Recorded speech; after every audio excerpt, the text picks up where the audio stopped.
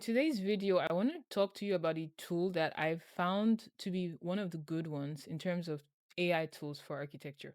Now, there are many, many, many vendors out there providing AI tools for architecture, but I think some of them lend themselves better to conventional workflows that architects like, things like sketching, and I think Formas is one of those tools. So I want to talk about Formas today. I'm personally a fan of the creator of this tool, Professor Carlos. So, for context, I first became aware of the creator of this app, Professor Carlos, about a year ago when I saw his video on the Digital Futures YouTube channel. And here he was talking about using control nets, which is a sort of subset of Comfy UI that lets you create more controlled AI outputs. So since then, I followed his work, and I think that because of the user interface challenges for people who maybe are not expert coders for Comfy UI, he has since moved on to create his own tool called Formas AI. I've used Formats personally. I really like the tool. So I'm excited to announce that he has actually started providing tutorials on this tool, even though I've used it myself. But who better to learn from than the original creator of the tool?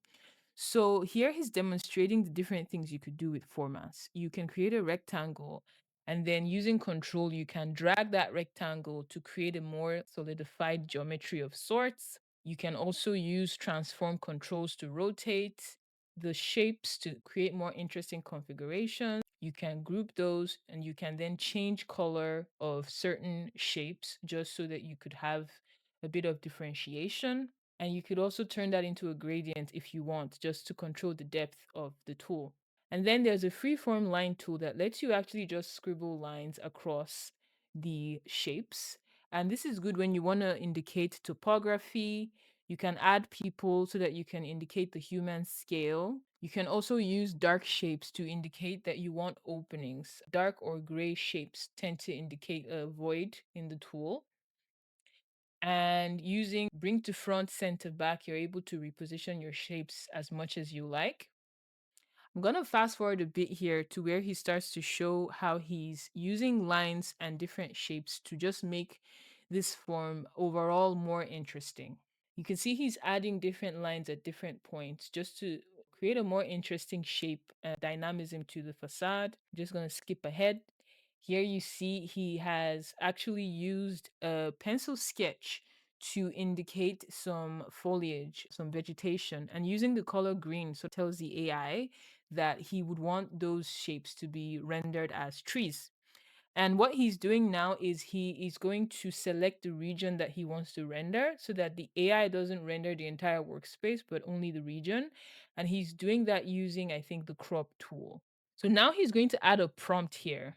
He's going to create an additional prompt so that the AI is using this sketch as the basis for image generation, and then adding the prompt. The AI is then going to render on top of the sketch the kind of image that he wants to produce. Skipping ahead here, you can immediately see that the AI has produced something. And Formas has a very interesting slider that lets you actually sort of compare your sketch against the image that is produced. So that's a brief introduction into his own video. If we go into Formas, it's accessed through formas.ai. I think you're still able to create free accounts with the tool here. And I'm just going to go to Studio because I already have an account. And here you see some samples of different ways you could start to use the tool.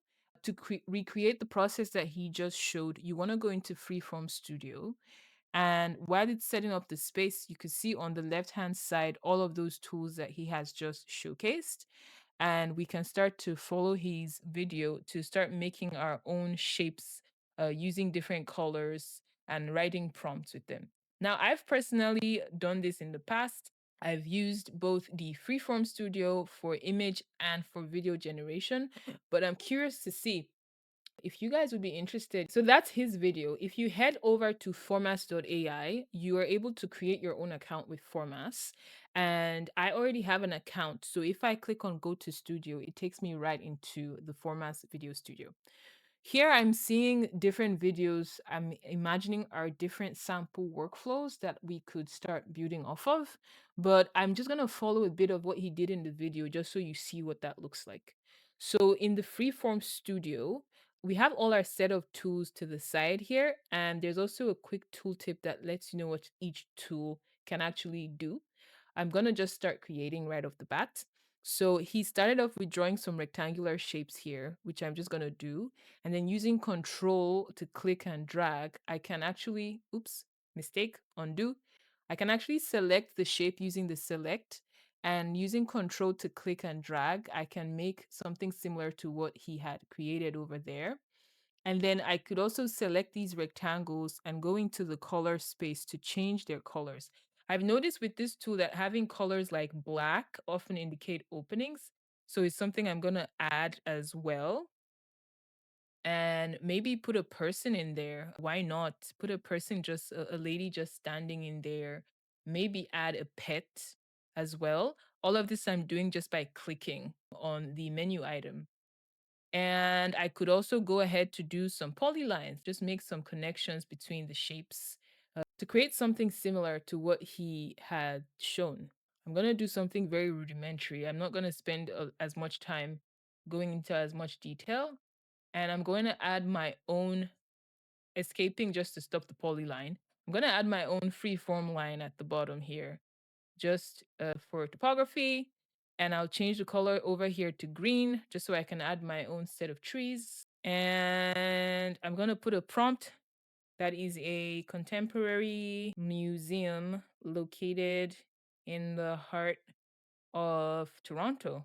I find that putting places in prompts often creates more interesting results.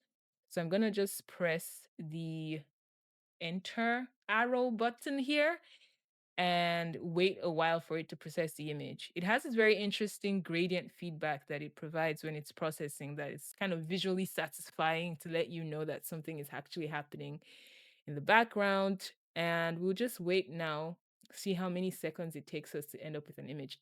It does not take long at all. Obviously, there is room to improve. I think there's not much in this image that tells me it's Toronto, but it does a good job of preserving the integrity of my sketch. And if I move the image just below over here, I'm able to literally compare it directly with the sketch here just to see how much of my sketch it's preserving. And I think for people who are more creative, this is a much more intuitive way of using AI than just prompting and hoping for the best. So I personally like Formas. Something similar that I've used in the past is actually Crea, which is going to be the subject of my next video.